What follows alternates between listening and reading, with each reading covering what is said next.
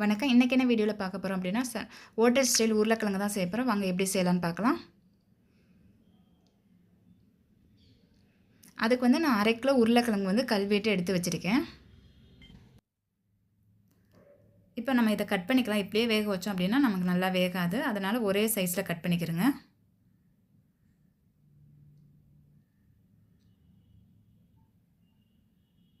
இப்போ நம்ம எல்லாத்தையும் கட் பண்ணியாச்சு. இப்போ குக்கர் வச்சுக்கலாம். குக்கரில் கொஞ்சம் தண்ணி வச்சுருக்கேன். இதில் கொஞ்சமாக உப்பு சேர்த்துங்க. ரொம்ப வேணாம், கொஞ்சமாக உப்பு, கொஞ்சம் மஞ்சத்தூள். இப்போ நம்ம கட் பண்ணி வச்சுருக்க உருளைக்கிழங்கு சேர்த்துக்கலாம்.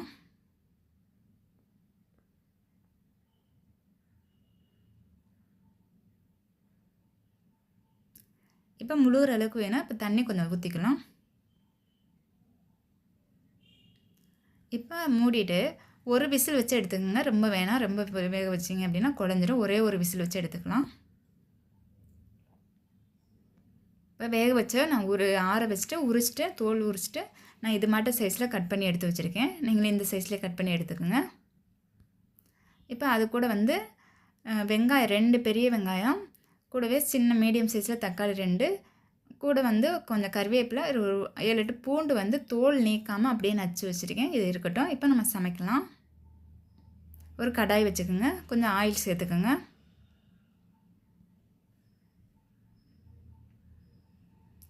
ஆயில் நல்லா சூடாகட்டும். ஆயில் சூடானது கொஞ்சம் கடுகு பொரிஞ்சது. இது கூடவே கொஞ்சம் உளுந்து. இப்போ இது பொரிஞ்சதும் ஏற்கனவே நம்ம இப்போ நசுக்கி வச்சுருக்கோம்ல பூண்டு தோல் நீக்காமல், அதையும் இதில் சேர்த்துக்கலாம். இது கூடவே வெங்காயத்தையும் சேர்த்துக்கோங்க. கூடவே வந்து கருவேப்பிலையும் சேர்த்துக்கலாம். இப்போ வெங்காயத்தை நல்லா வதக்கிடுங்க. வெங்காயம் நல்லா வதங்கட்டும்.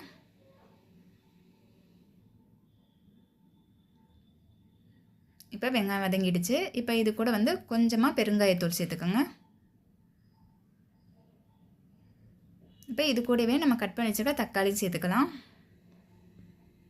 இப்போ இந்த பொரியலுக்கு தேவையான உப்பு சேர்த்துடலாம். நம்ம தக்காளி கூட உப்பு சேர்த்துட்டோம் அப்படின்னா வேகமாக வதங்கிடும். இது கூட கொஞ்சமாக மஞ்சத்தூள். இப்போ தக்காளி நல்லா வதக்கிடுங்க. தக்காளி வதங்கட்டும். இப்போ நம்ம தக்காளி வதங்கியாச்சு. இந்த அளவுக்கு இப்போ இதுக்கு மசாலா சேர்த்துக்கலாம். 1 ஸ்பூன் அளவுக்கு தனி மிளகாத்தூள், 1 ஸ்பூன் அளவுக்கு தனியாத்தூள். இப்போ இதையும் கிண்டி விடுங்க. மசாலா நல்லா பச்சை வாடை போகட்டும். நல்லா கிண்டி விடுங்க. இப்போ நம்ம வந்து ஏற்கனவே கட் பண்ணி வச்சுருக்க உருளைக்கிழங்கு இதில் சேர்த்துக்கலாம். இப்போ நல்லா கிண்டி விடுங்க.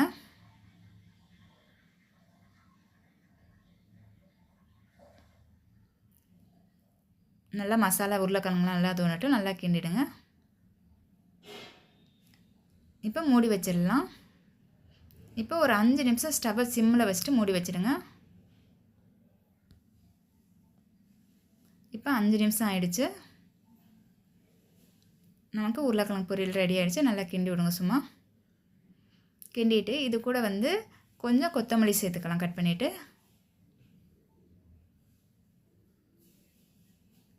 அவ்வளோதாங்க. சூப்பரான ஹோட்டல் ஸ்டைல் உருளைக்கிழங்கு ரெடி ஆகிடுச்சு. இதே மெத்தடில் செஞ்சு பாருங்க, ரொம்ப நல்லாயிருக்கும். அப்புறம் இந்த வீடியோ பிடிச்சிருந்ததுன்னா லைக் பண்ணுங்கள், கமெண்ட் பண்ணுங்கள், உங்கள் ஃப்ரெண்ட்ஸ்க்கும் ஷேர் பண்ணுங்கள்.